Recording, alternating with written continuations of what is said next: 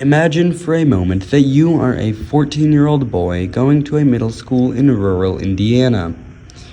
What might be something that's on your mind?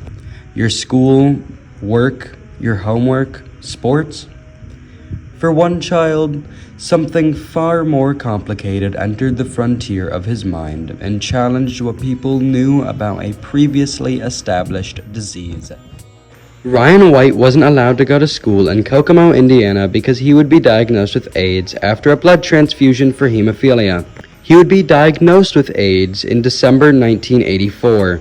Bullied and made fun of for his disease, White broke into the frontier of medical research for his AIDS, calling for change while challenging stereotypes of who could be diagnosed with AIDS.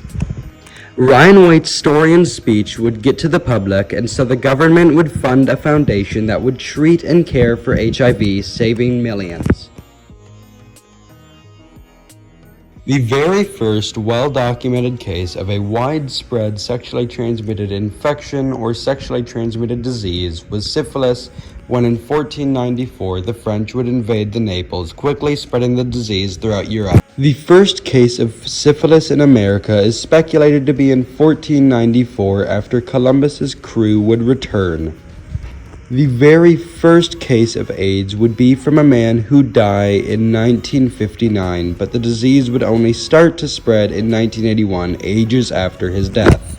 As AIDS was seen as the, quote, gay disease, unquote, throughout much of its history, homosexuality would be seen as taboo. Although the LGBTQ movement was rising in support, the frontier had to remain hidden from public view due to the religious fundamentalism of the 1920s. The goal was to hide the, quote, male sex perverts, unquote, to ensure societal reform. People wouldn't truly start recognizing AIDS as a legitimate disease until 1981, when it was declared by the CDC as an epidemic in the United States. People perceived it as the, quote, gay disease, unquote, because people believed that only gay people could get/contract it. The first well-known person to contract AIDS was Rock Hudson. Hudson was a pioneer in the frontier of cinematography in the United States as one of the most influential actors of the 20th century. Rock Hudson's disease would be known in 1984 because he wouldn't feel comfortable about sharing his disease in the 50s/60s, presumably when he got it. Eventually, Hudson would die from complications due to AIDS in 1989, becoming the first person of notoriety to die of the disease. People would assume that it was spread through touch, not knowing it could be spread through needle, blood, and sex. Statistically, it would be spread through smaller communities. There was a lot of misinformation. They called it a gay disease, like they didn't have any understanding of it, because the first thing they said it was like sexually transmitted through same-sex partners, and it really didn't make any sense, like a lot of times when people don't have information on things, they just try to blame whatever source they think, and I think it was really used to make people into outcasts of society. December 6th, 1971. Days after his birth, Ryan White would be diagnosed with hemophilia. Due to a contaminated blood treatment used during a blood transfusion in December 1984, Ryan White would be diagnosed with AIDS and would be given an estimate of 6 months to live. He was ridiculed and discriminated against because people believed it as the disease only homosexuals and sinners could get, and so Ryan White wouldn't be allowed to go to his own school.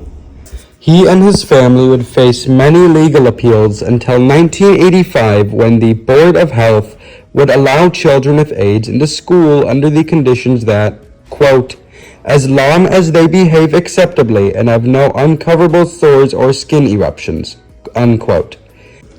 In July 1985, Ryan White was banned from entering classes and school in Western Middle School in Kokomo, Indiana, due to the perceived threat to students. Over 30 parents had removed their children from classes at the school, promoting the reaction. 365 students would remain in the school, and the battle for white to return to the classroom began.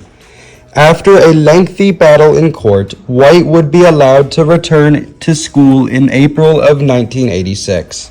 This would challenge the edge of what was known and accepted as public knowledge about the disease, as the judge would rule that white posed no threat to students in the building. When asked about White's return to school, Principal Ron Colby would say, quote, "I truly believe that the coverage helped Ryan return to school," unquote. He and his family would move to Cicero and were quickly accepted into the community after being insulted and shamed in Kokomo due to his disease, with the principal of Ryan's new school making the easiest possible transition for Ryan. In 1988, Ryan White's speech would lead to a new frontier towards AIDS research, with people better understanding his position. It really, for the most of the population who were quote unquote heterosexual, it really, by them thinking it had different sexual connotations, it actually made their rates go up, because they were thinking that they couldn't catch it because they were heterosexual, Yeah. which was a complete lie. So I would say it made people put their guards down to the disease instead of treating it for what it was. They try to just put it inside one specific area. Ryan White would talk about his disease because of how taboo it was during the 1980s and 90s. He gave people with AIDS hope and made them feel better about their HIV/AIDS. Due to the Ryan White movie, his story would be widely spread across America in 1989 when it released. A year after White's death, a foundation in his name would be funded by the government with $220 million. After medical research for AIDS and HIV was funded by the government, it would contribute to ending the stigma of AIDS. Following Ryan White's death, Earvin Magic Johnson, basketball player for the Los Angeles Lakers, tested positive for HIV in 1991, and the reaction was changed because of the pioneering efforts of Ryan White. Like White before him, Johnson would become an advocate and public speaker on the frontier of AIDS and HIV awareness. Because Ryan White fought valiantly against AIDS discrimination, he would enlighten the masses on the disease. The foundation in Ryan White's name, administered by the U.S. Department of Health and Human Resources, Health Resources and Services Administration, still goes on to save 500,000 people each year ever since it started giving people treatment for HIV. Almost every day. Every day, and I don't think any mother who has lost a child doesn't have that pain every day. Yeah, everybody told me to get easier. It doesn't get any easier, but you learn to live with it really because you have to, not because you want to. Ryan White wasn't allowed to go to school in Kokomo, Indiana, because he would be diagnosed with AIDS after a blood transfusion for hemophilia. He would be diagnosed with AIDS in December 1984. Bullied and made fun of for his disease, White broke into the frontier of medical research for his AIDS, calling for change while challenging stereotypes of who could be diagnosed with AIDS. Ryan White's story and speech would get to the public, and so the government would fund a foundation that would treat and care for his HIV, saving millions. What Ryan did to better push his narrative affected America greatly for generations to come. Ryan White's speech and story would lead to the care for millions of people with HIV and AIDS for years after his early passing, and would affect how people perceived people in his position.